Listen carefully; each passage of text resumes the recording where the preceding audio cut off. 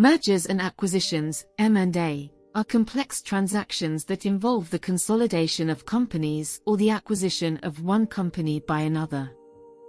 The strategies and valuations associated with M&A play a crucial role in determining the success of these transactions.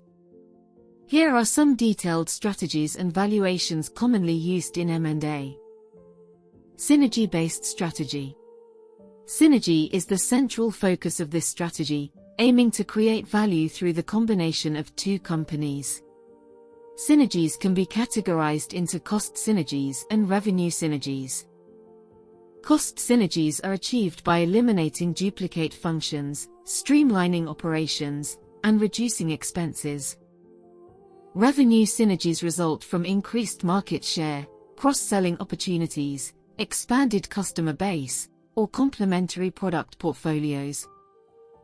The success of this strategy lies in identifying and quantifying potential synergies during the due diligence process and effectively integrating the two companies post-merger. Market expansion strategy. The market expansion strategy involves acquiring a target company to expand the acquiring company's market presence or enter new markets.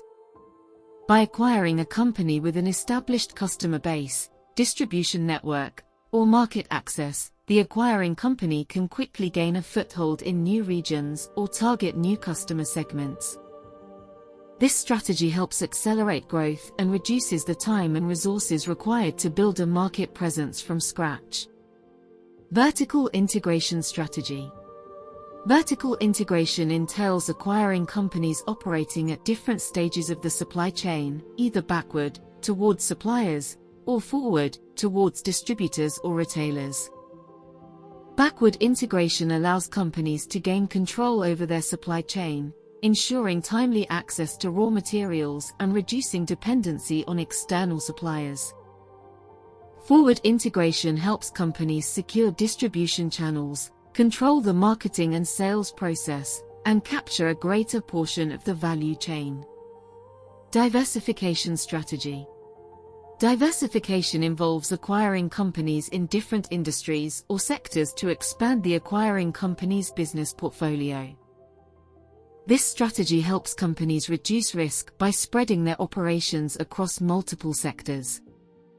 Diversification can be achieved through related diversification, acquiring companies in related industries, or unrelated diversification, acquiring companies in completely different industries.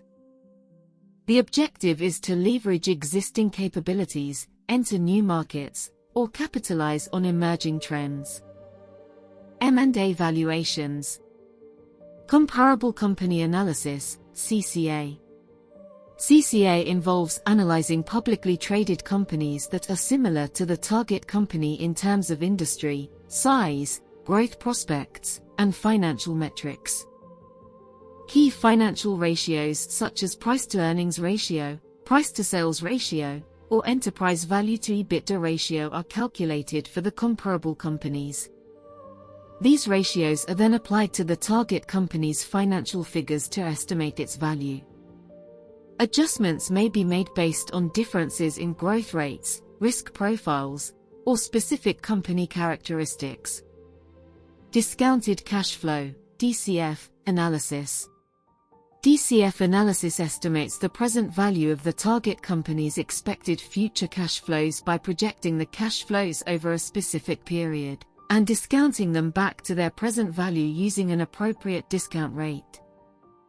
The discount rate reflects the cost of capital and accounts for the time value of money, risk, and opportunity cost.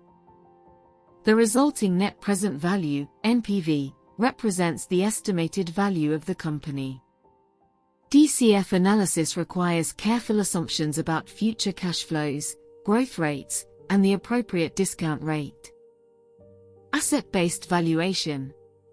Asset-based valuation determines the value of a company based on its tangible and intangible assets. Tangible assets include real estate, equipment, inventory, and cash. Intangible assets comprise intellectual property, patents, trademarks, brand value, customer relationships, and goodwill. The valuation is calculated by subtracting the company's liabilities from its total asset value.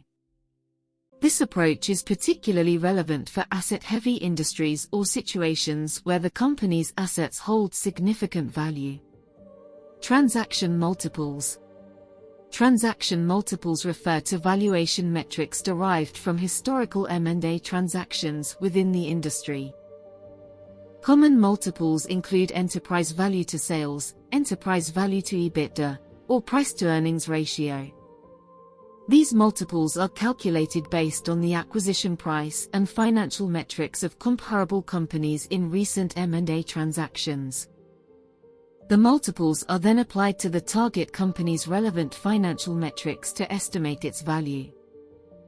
Adjustments may be made to account for differences in company size, growth prospects, or other relevant factors.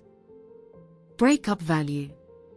Breakup value analysis assesses the potential value of a company's individual business units or assets if they were to be sold separately. This approach is useful when evaluating conglomerates or companies with diverse operations. The analysis involves estimating the standalone value of each business unit or asset and summing them up. Factors considered include market value, financial performance, growth prospects, and potential buyer interest. Breakup value analysis can help identify hidden value within a company that may not be reflected in its overall market valuation. It's important to note that selecting the most appropriate strategy and valuation method depends on the specific circumstances of the M&A transaction, the industry dynamics, and the objectives of the companies involved. Professional expertise from financial advisors, investment bankers, or valuation specialists is often sought to ensure accurate analysis and decision-making in M&A transactions.